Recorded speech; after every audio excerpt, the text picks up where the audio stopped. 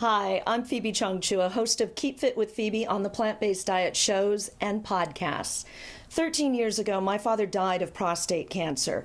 I left my prominent career as a TV news journalist, fitness host, and founder of one of the largest community resource festivals right here in California that helped improve people's lives in order to care for him so that he could die at home.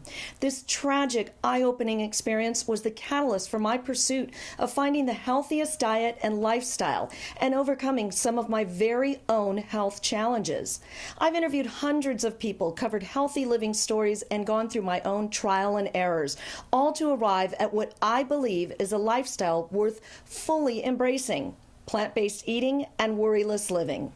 In 2010, I earned my certificate in whole food plant-based nutrition, studying under T. Colin Campbell through the Center for Nutrition Studies and E. Cornell. I also became a certified yoga instructor, and I wrote a book called No Worries: 5 Steps to Peace Even in Chaos.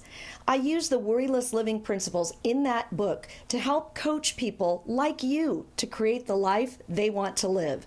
When you join me on a live session, I'll help you craft a plan to energize your mind and body through plant-based eating and techniques and exercises that reduce worry, stress, and fear in your life.